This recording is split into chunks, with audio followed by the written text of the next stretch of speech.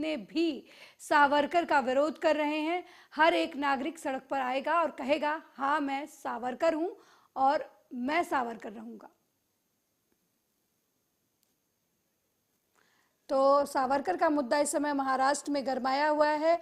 इसी कड़ी में अब महाराष्ट्र के डिप्टी सीएम गौरव यात्रा में शामिल हुए और उन्होंने कहा कि कोई सावरकर का विरोध करेगा तो हर कोई सड़क पर उतर कर कहेगा कि मैं सावरकर हूं।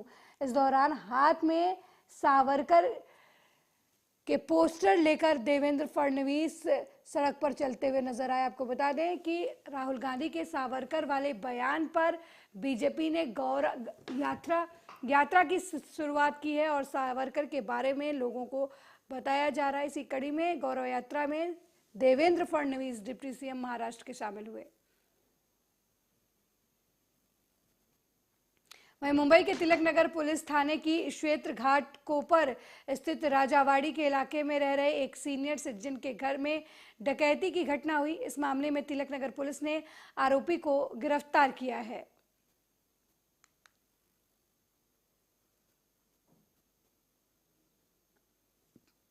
नगर के एक राजावाड़ी एरिया में एक बंगलो था जहाँ पे एक बुजुर्ग महिला अकेली रहती है। उस बंगले में 2 से 3 लोग अंदर घुसे थे और वहाँ पे उनसे कैश, ज्वेलरी और मोबाइल फ़ोन्स ऐसा उन्होंने वहाँ से रॉबरी करके वहाँ से लेके गए थे। इस सिलसिले में तिलक नगर पुलिस स्टेशन में 392 सेक्शन तहत एक मामला दर्ज हुआ जिसमें 1,77,000 इतना जो अमाउंट है जो लूटा गया था वो टोटल अमाउंट उतनी थी। इस सिलसिले में जोन 6 की तरफ से 7 टीम्स बनाई गई और ये टीम्स लगातार कोशिश करते हुए पहले एक्यूज़ को हमने मुंबई से हिरासत में लिया और उससे कुछ हमने इस सिलसिले में जो गया हुआ मोबाइल और बाकी कुछ सामान था वो हमने उससे हिरासत में लिया। जो सेकेंड एक्यूज़ था उसको हमने यूपी में ट्रेस किया और यूपी से उसको भी वहीं मुंबई की अंधेरी साकिनाका रमजान ईद मुबारक इफ्तार पार्टी में 2000 से ज्यादा लोग शामिल हुए। ये रमजान ईद मुबारक इफ्तार पार्टी का आयोजन कांग्रेस के नेता जावेद चौधरी की तरफ से किया गया था। पार्टी में कांग्रेस के पूर्व मंत्री नसीम खान ने लोगों को रमजान ईद की मुबारकबाद दी और कहा कि ये भाईचारा एकता का मिसाल है। हम दुआ करते हैं कि ये भाईचारा पूरे देश में बना रहे।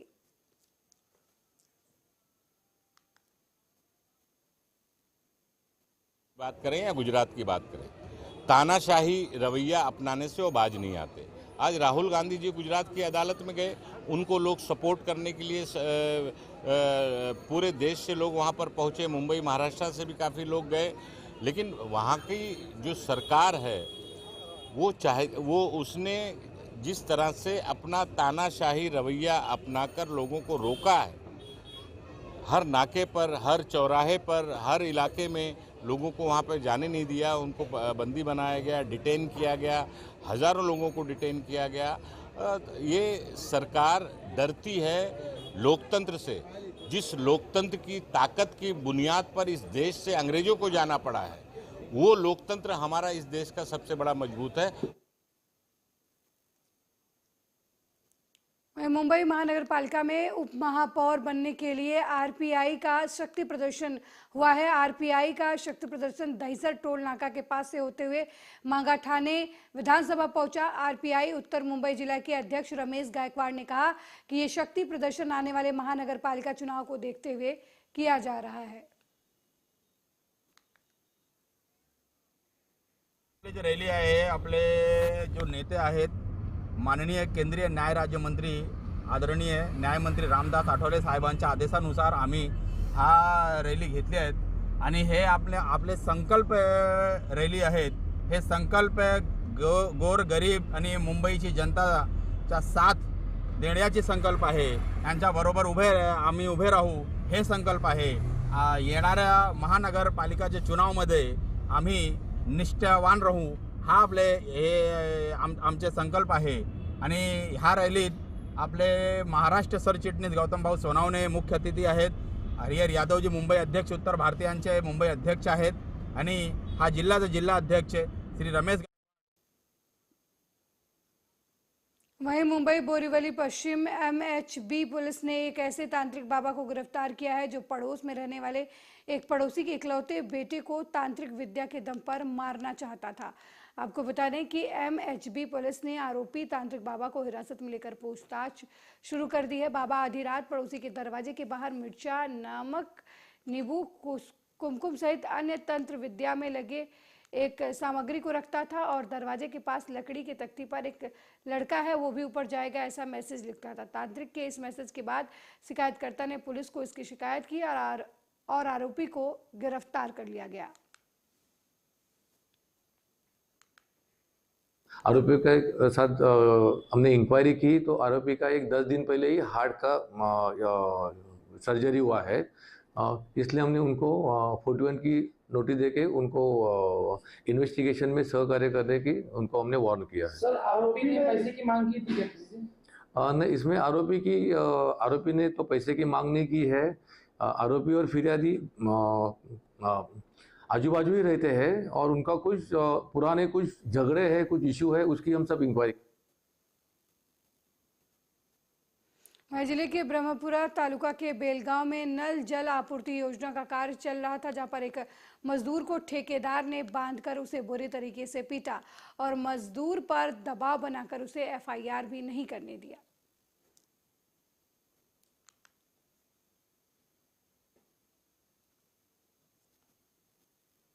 वही थाने में पुलिस भर्ती परीक्षा में 521 पदों के एग्जाम सरस्वती विद्यालय में लिया जा रहा था। गेट पर चेकिंग के दौरान विकास जोनवाल नाम के विद्यार्थी को चेक किया गया तो उसके पास से एक ब्लूटूथ मोबाइल फोन, कान में 1 सेंटीमीटर से छोटा ईयरफोन बरामद किया गया।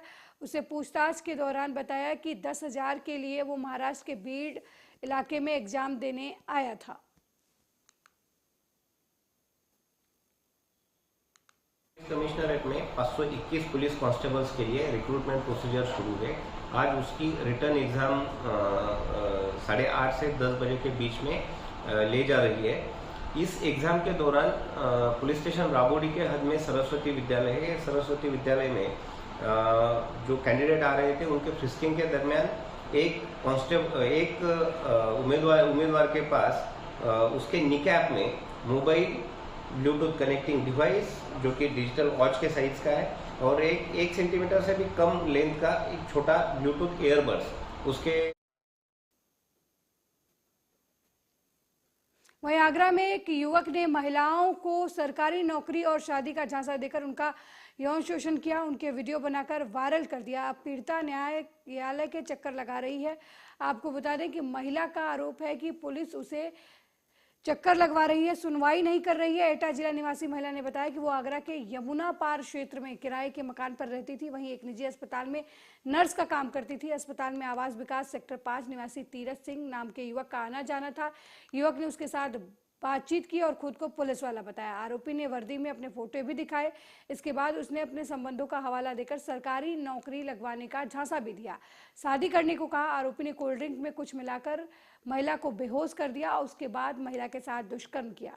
जब पीड़िता ने पुलिस से शिकायत करने की बात कही तो आर्य समाज मंदिर में ले जाकर महिला के साथ शादी भी रचाई और विकास सेक्टर 6 में किराए के मकान में उसके साथ रहने लगा। पीड़िता ने बताया कि तीरथ सिंह ने शारीरिक संबंध बनाने के दौरान चुपके से उसके अश्लील वीडियो और फोटो बना लिए थे। जब उसने शक हुआ तो तीरथ फोटो वीडियो को वायरल करने की धमकी देकर शोषण करता रहा। इस दौरान पीड़िता की नौकरी भी छूट गई और अब आरोपी उसे मारने की कोशिश कर रहा है।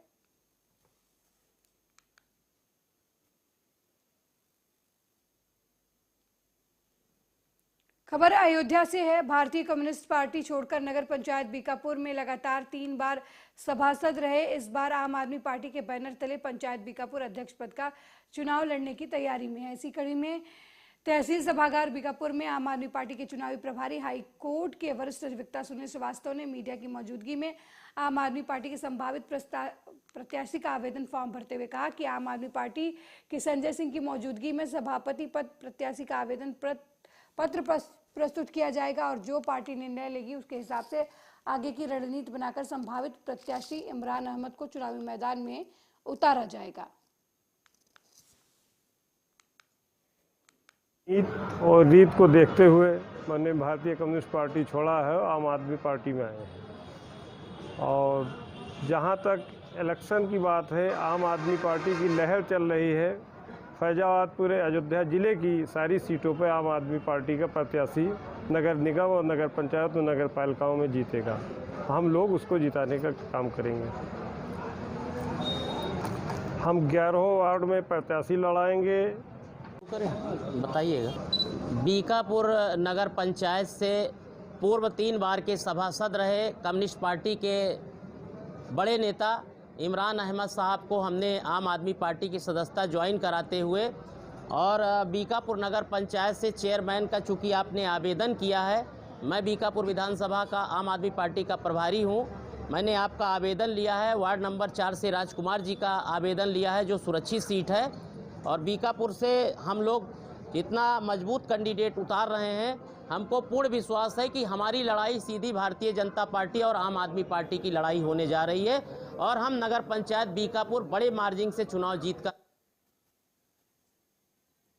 वही युवक को डायल 112 पर पुलिस को सूचना देना महंगा पड़ गया। डायल 112 पर शिकायत करने के बाद कोतवाली लाए जाने पर कोतवाल दारोगा ने युवक की जमकर पिटाई की। बैशन गांव का रहने वाला बताया जा रहा है युवक, जहां 2 पक्षों के बीच जमीन को लेकर विवाद होने पर सौरभ ने पुलिस को फोन किया। मौके पर पहुंची पुलिस ने सौरभ और रामेश्वर को लेकर पुलिस चौकी आई और वो कमरे में बंद कर दारोगा ने युवक की पिटाई शुरू कर दी। दारोगा की पिटाई से युवक गंभीर रूप से घायल हो गया। हालत बिगड़ता देख दारोगा ने घायल युवक को अस्पताल पहुंचाया, जहां चिकित्सकों ने उसका प्राथमिक उपचार कर गंभीर हालत बताते हुए जिला अस्पताल रेफर कर दिया।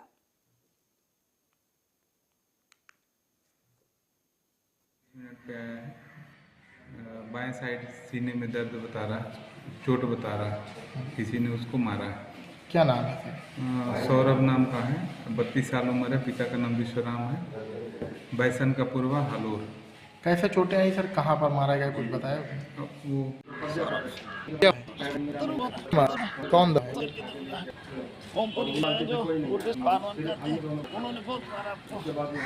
किस लिए मारा था? सर हमने हमारी जमीन था और हमने कंप्लेन की 100 नंबर पे और पुलिस लगी लेके गई वहाँ करे तुम्हारा फैसला हो जाएगा, तुम्हारा इंसाफ होगा, तुम्हारे साथ कोई वो नहीं होगा और तुम्हारे साथ न्याय होगा।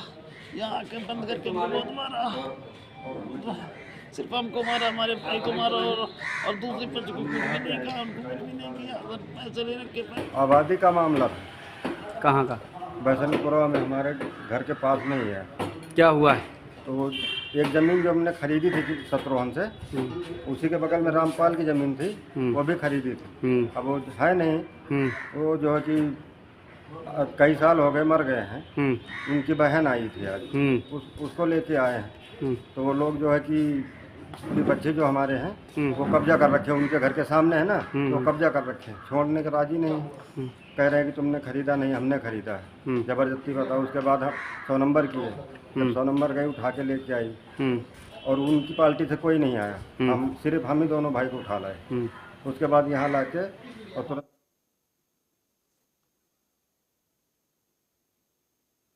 रायबरेली के तौदकपुर थाना लालगंज में एक गरीब परिवार अपने पूरे परिवार के साथ पीढ़ियों से पुश्तैनी मकान में निवास करते चला आ रहा है। वहीं पीड़ित परिवार एमपी के इंदौर शहर में कुछ समय से परिवार के पालन पोषण के लिए रह रहा था। जब पीड़ित परिवार अपने पैतृक घर आया तो उसके घर पर स्थानीय बीजेपी नेता मनीष त्रिवेदी ने अवैध कब्जा कर लिया, ताला लगा दिया और बीजेपी नेता मनीष त्रिवेदी से अवैध कब्जेदारी को लेकर अपनी बात रखी तो बीजेपी नेता ने घर छोड़कर भाग जाने और जान से मारने की धमकी दी। अब पीड़ित परिवार छोटे छोटे बच्चे और महिला के साथ अपना सामान लेकर उच्च अधिकारियों के चौखट पर चक्कर काट रहा है। पीड़ित परिवार को अभी तक सत्ता पक्ष के नेताओं के दबाव में प्रशासन से न्याय की दरकार है। तौदकपुर में हम जॉब वगैरह करते हैं, इंदौर में सारा परिवार रहता है। हम यहाँ हर साल यानी आते ही रहते हैं। हम पिछले 4 महीने पहले ही आए थे, घर की साफ सफाई करके गए। हमारे बच्चे का बर्थडे मनाना था हमें इस मार्च में, तो हम वहाँ से यानी आए हुए हैं। घर साफ सफाई पहले ही करके गए थे। आने के बाद हमने चाबी लगाई तो ताला खुला नहीं, तो हमने ताला तोड़ दिया। तोड़ने के बाद अंदर देखा तो पूरा सामान जो था हमारा दहेज का वो भी गायब मिला और हमारा जो कमरा टीन का बना हुआ था, वो टूटा हुआ मिला। और हमने जब जानकारी पड़ोस में की तो उन्होंने बोला मनीष त्रिवेदी जी ने आपका कब्जा कर लिया है। कौन है मनीष त्रिवेदी? ये बीजेपी नेता है सर। तो फिर सर वो उनके पास गए तो उन्होंने हमें मारने धमकाने की।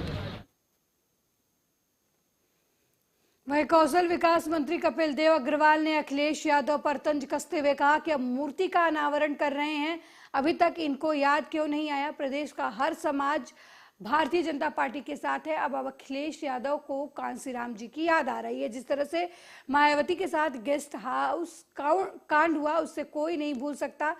समाज का हर तबका अखिलेश यादव के इरादे को समझ रहा है। आगामी निकाय चुनाव में भारतीय जनता पार्टी पूरी तरीके से तैयार है, साथ ही मैदान में उतरेगी और बड़े बहुमत के साथ 14,684 में से ज़्यादा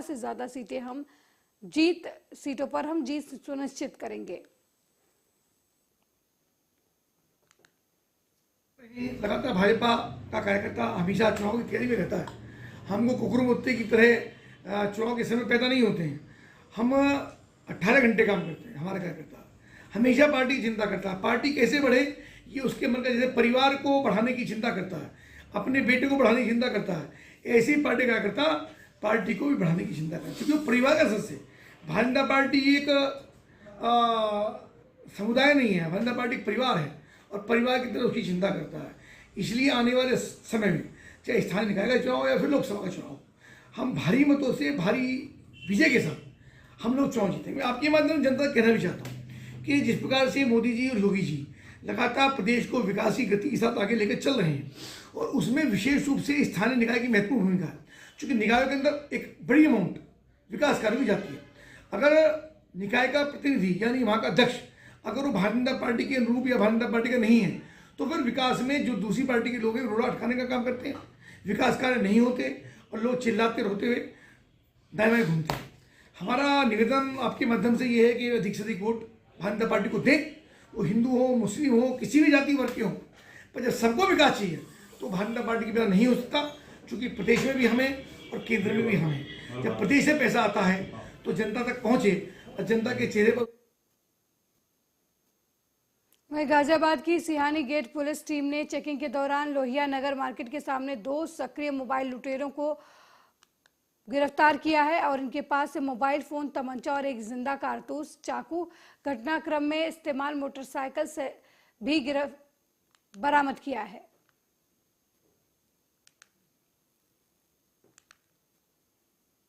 हुए हैं निशान, गौरव, समीर और किशन। इनके ये बेसिकली मोबाइल लूट की घटना करते थे। इनके साथ इनके पास से 12 मोबाइल, एक मोटरसाइकिल और एक तमंचा और एक चाकू और अन्य ये जो उपकरण हैं जिनके द्वारा ये मोबाइल का लॉक वगैरह तोड़ते थे, तो कंप्यूटर उपकरण, CPU और बरामद हुए। सर IMI जो बदलते थे, तोड़ते थे, किस प्रकार से तोड़ते थे, क्या बताया इन्होंने? अब तक कितने मोबाइलों में ऐसी इन्होंने घटना को अंजाम दिया? ये बताया है कि YouTube के माध्यम से ये वीडियो देखता था और उसी के द्वारा ये सॉफ्टवेयर का प्रयोग करके ये लॉक तोड़ने का प्रयास करता था। अब तक कितने मोबाइल इसने इस तरीके से करे हैं? इन्होंने जो बरामद हुए हैं 12 मोबाइल बरामद हुए हैं। इसके अलावा भी अन्य इनके द्वारा कई मोबाइल का प्रयास किया गया होगा। 4 अभियुक्त गिरफ्तार हुए हैं। वहीं रायबरेली में बीच चौराहे पर एक व्यक्ति की गोली मारकर हत्या कर दी गई। आशंका जताई जा रही है कि पड़ोसी से जमीनी विवाद था, जिसको लेकर हत्या की घटना को अंजाम दिया गया। मामला उचाहर थाना इलाके के बाबा का पूर्वा का है। यहाँ रहने वाले 30 वर्षीय चमनलाल लोधी एक करीब 1 दशक से अपने पड़ोसी के साथ जमीनी विवाद था उनका। चमन भवन निर्माण में शटरिंग लगाने का काम करते थे। देर शाम चौराहे पर अंडा खा रहे थे, उसी दौरान असलहे से लैस 3 हमलावरों ने उन पर हमला कर दिया। CHC में चिकित्सकों ने उन्हें मृत घोषित कर दिया। इसी बीच पुलिस अधीक्षक आलोक प्रियदर्शी, अपर पुलिस अधीक्षक नवीन सिंह और CO रामकिशोर सिंह भी मौके पर पहुंच गए और शव को कब्जे में लेकर पोस्टमार्टम के लिए भेज दिया। परिचय आपका? ये डॉक्टर आशुतोष कुमार, CSC जगतपुर। क्या घटना हुई? 8:30 बजे के लगभग जो है एम्बुलेंस 108 के द्वारा एक पेशेंट लाया गया और जांच के दौरान जो है वो ये अभी रात्रि 8 साढ़े 8 बजे के आसपास की सूचना है कि एक युवक चमन लोधी जो यहीं पास के गांव के रहने वाले हैं, वो अपने 2 सालों के साथ यहाँ अंडे के एक ठेली के पास खड़े थे। शटरिंग का काम करते थे बगल में, वो रिलैक्स करके वहाँ खड़े थे। गाँव के पीछे से 3 व्यक्ति CHC ले जाया गया, लेकिन वहाँ उपचार के दौरान मृत्यु हो गई। मेरे साथ इस बुलेटिन में फिलहाल इतना ही। देश दुनिया की तमाम खबरों को देखने के लिए देखते रहिए आर्या न्यूज़। नमस्कार।